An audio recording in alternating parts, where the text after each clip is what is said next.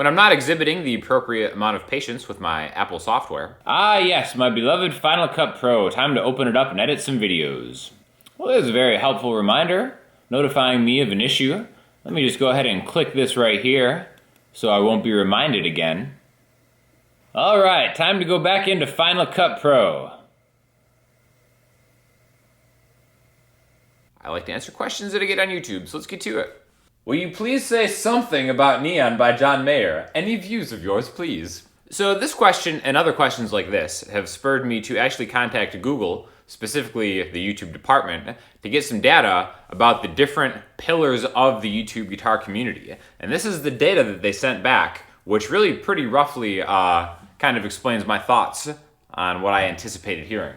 So we've got about 20% of it in this blue area here is the metal community, which is no surprise. Hats off to the metal community. Not really firmly a part of the metal community, but I appreciate the metal community. I just enjoy saying metal community a lot. After that, the orange slice represents another 4% of blues players who haven't listened to new music in 30 years. Then, what I've really always suspected is that 75% of the YouTube guitar-based community consists of John Mayer fanboys, and the final 1% consists of me and everybody else. So when it comes to talking about Neon by John Mayer, I think that Neon is kind of an overrated song that sounds like it was mixed for adult contemporary radio. Now, I'm not really hating on John Mayer. I don't know, maybe I am. I like John Mayer. I like Continuum. I like Born and Raised. A lot of cool stuff. We talk about John Mayer a lot. Get a lot of John Mayer questions. Again, I think that his Instagram show is probably his best work that he's ever done. But it is just kind of insane the amount of focus that gets placed on specifically the song Neon.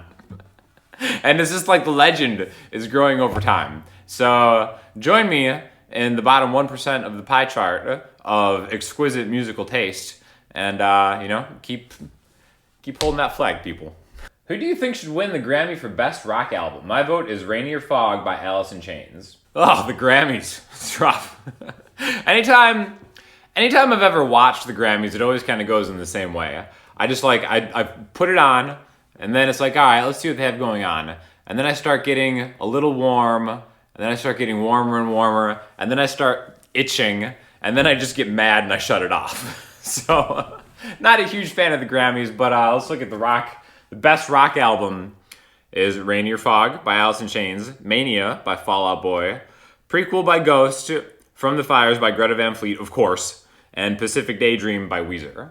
So, I guess just pick one. I guess I'll go with Ghost. I guess. I think the more interesting question is actually best alternative album. We've got the Arctic Monkeys album, Colors by Beck, which came out like 4 years ago, it seems like. Utopia by Bjork, American Utopia by David Byrne. Are those related somehow?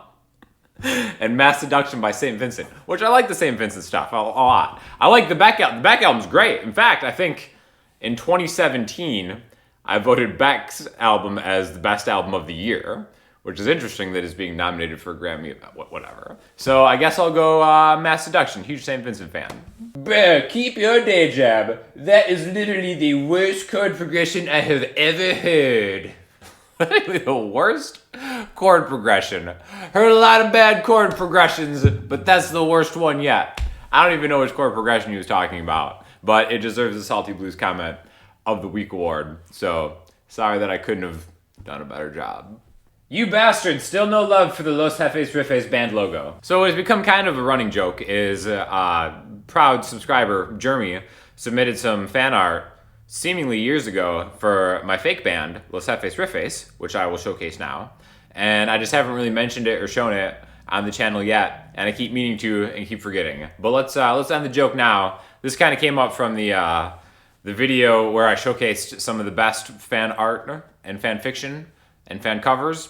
So if you haven't watched that, pretty funny stuff over there, so check that out. But again, still accepting any freelance fan art submissions that you have. Maybe I'll even showcase it on the channel. Hey, genuine guitar question after all this time of slinking in your comments on rare occasions to leave little droplets of silly jokes. Do you ever write riffs or melodies using the cage chord shapes as a way of keeping a riff melody in a small portion of the neck? I found it to be a worthwhile way to think about the notes I'm playing and gives me all kinds of ideas I wouldn't have had just jumping up and down the neck to find chord shapes to get chords for every melody. I think Cage enables one to play any chord anywhere on the neck, and therefore the ability to play melodies and riffs anywhere on the neck. Is Cage ever the guiding model of thought for you in riff writing, or would you tend to use other guiding principles more? So I never really used the Cage chord system for anything. I am vaguely aware of what it is, but I remember looking into it once and was like, okay, this is cool. This is like a good, different way to look at stuff, but I just kind of have my own way of looking at things. Cage chord, if you don't know what that is, just kind of like a way of using like the same few groupings of chords in like one spot and then kind of like putting it together like a puzzle, pretty much no matter where you are on the neck. But as far as riff writing, I think a lot of it is just, I'm probably stuck in a lot of my regular kind of pentatonic shapes that always get the job done. And then just kind of like seeing arpeggios and stuff through chords is probably the way that I more write riffs.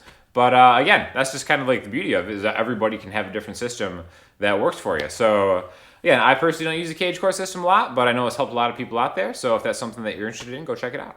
No, sir, you can't access every blues song using this method. Post a video of you using the knowledge from this video to play, say, Blind Boy Fuller's Black and Tan Blues. I won't hold my breath while I wait. Just wanted to get another Salty Blues one in there for good measure.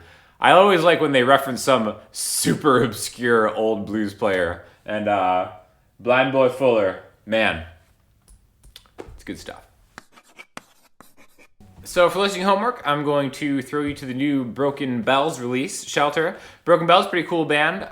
It's by Danger Mouse and James Mercer, the frontman of the Singers. If you haven't checked them out, they got a lot of cool music out there, so check that stuff out. Also, check out the rock album that I released, which hopefully should be eligible for next year's Grammys.